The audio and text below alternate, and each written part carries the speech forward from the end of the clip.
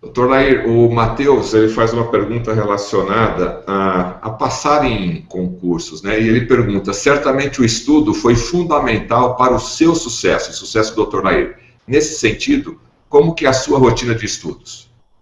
Eu estudo hoje, Matheus, uma média de 8 a 10 horas por dia. Eu, quando estava lá no vestibular de medicina, eu fiz uma aposta que eu ia passar entre os 3 primeiros colocados. Isso me deu uma grande motivação, porque eu fui bem categórico. Se eu não passasse entre os 3 primeiros colocados na federal, eu não aceitava o meu lugar na faculdade. Eu passei no vestibular de medicina em segundo lugar. Eu poderia ter passado em primeiro, não é que eu não acertei o problema de física. Na hora que eu transferi ele para a ficha lá do gabarito, eu transferi errado, mas mostrando para você. Então, isso me deu um estímulo muito grande. E eu virei um estudante o tempo todo. Eu fiz 6 anos de medicina em primeiro lugar, fiz pós-graduação em primeiro lugar, mas eu posso dizer para você que hoje eu estudo muito mais do que naquele período. Que a minha vida hoje é estudar. Agora, você tem que estudar de uma forma inteligente. O que acontece com a maioria dos estudantes brasileiros é que nunca ninguém ensinou para eles a estudar.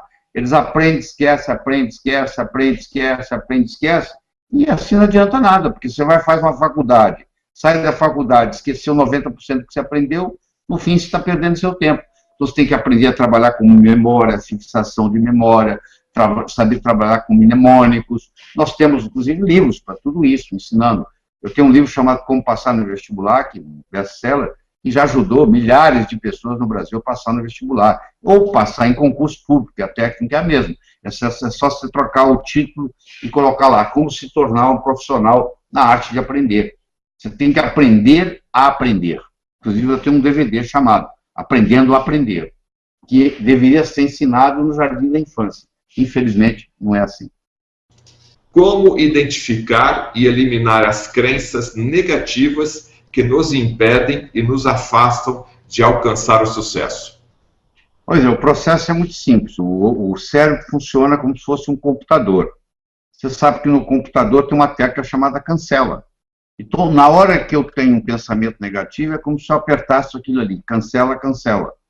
E eu tenho que concentrar nas coisas fortes, e não nos meus problemas. E não nas minhas, eu tenho que concentrar nas minhas virtudes. Deixa eu fazer uma analogia aqui para você. Eu tenho aqui um vidro cheio de balas. Tem balas verdes e amarelas, embrulhadas. As amarelas são os negativos, as verdes são os positivos. Eu tenho 2 mecanismos aqui. Eu posso pegar essas amarelinhas e jogá-las para fora, uma por uma, ou eu posso encher cada vez mais esse vidro com verdes. E aí as amarelas vão ficar em menor número e vai sobrepujar. Então, se eu encher o meu cérebro de virtudes, os meus pontos fracos desaparecem. Eu não preciso me preocupar com meus pontos fracos. Eu preciso me concentrar nos meus pontos fortes. E esses pontos fortes vão fazer os meus pontos fracos irrelevantes. Essa é a saída. Doutor Lair, a Rosângela, ou melhor, o Matheus Lopes, de Curitiba, no Paraná. Por que algumas pessoas parecem não ter sorte? Tudo que fazem não dá certo. Essa pergunta do Matheus, ela está sendo repetida aqui por uma infinidade de pessoas. Pois é, eu digo o seguinte, que sorte é quando preparação encontra a oportunidade. Essa é a verdadeira sorte.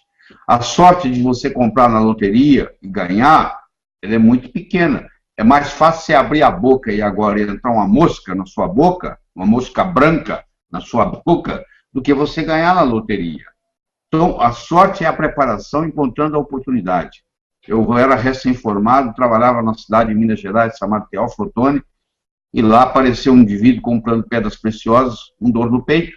Eu fui atendê-lo, e aí o filho dele veio de Harvard, no dia ele era chefe, e acabou me levando para Harvard. Aí os meus colegas, quando eu vinha da aula, falavam assim: Lair, você é um cara de sorte, hein? Você está lá em Teófilo Otoni, e aparece um cara lá de Boston e te leva. Eu falei: sorte, por que não levou os outros 21 médicos que tinha lá? Sorte é quando preparação encontra oportunidade. Ele viu que eu estava preparado, eu tinha terminado meu mestrado no Rio de Janeiro, e me ofereceu, me levou. Então, se você não estiver preparado, não adianta nada. Se eu te oferecer, você ganhar 20 mil euros por mês para dar aula de alemão na Alemanha, e você não fala alemão, não adianta nada, não vai fazer diferença nenhuma. Então, quando você está preparado e a oportunidade aparece, e ela vai aparecer, porque eu disse para você no começo que ela aparece ou você correndo atrás dela, ou ela batendo na sua porta na forma de um problema. Então, quando ela aparece, quando junta sorte, quando junta preparação com oportunidade, isso se chama sorte. Ou seja, a sua sorte é construída por você. Essa pessoa que está esperando a deriva acontecer, não vai acontecer nada mesmo, não. Esse é que é o grande problema. Se você não acredita, pergunte para um fracassado. Ele vai dizer que depende de sorte, por isso que ele perdeu. Tá? Doutor Lair, Antônio Ribeiro, de Fortaleza, lá no Ceará. Doutor Lair, obrigado pelos seus ensinamentos. Existe idade para começar ou recomeçar a lutar pelos seus sonhos? Não, não existe, pelo seguinte, deixa eu te falar. Tem pintores que descobriram que eram pintores aos 80 anos de idade. Quer dizer, a pessoa às vezes tem um talento que está aí dormente e vai descobrir muito tempo depois. Nunca é tarde para você começar o seu processo, entendeu? Você tem que esquecer essa história de idade cronológica. Eu tenho 71 anos no papel, vou fazer agora em julho. Mas eu me sinto garoto, estou pronto para trabalhar, fazer coisa nova. Nunca eu pensei que porque eu tenho 71 anos, eu não posso, tenho que deixar de fazer alguma coisa. Então você tem que usar a sua mente, porque se ela bem ativada, ela vai ser sempre jovem. Você viu aqui eu falando durante 50 minutos, eu não titubeei nada, eu não precisei de slide, eu não precisei de nada, não precisei de olhar em nada, saiu tudo certinho, na hora certa, concatenado, etc. e tal. Quer dizer, a maioria das pessoas com 71 anos não estão desse jeito, porque chutaram o pau da barraca. Eu sou velho. Tem gente com 40 anos de idade que reclama que é velho. Pô. Entendeu?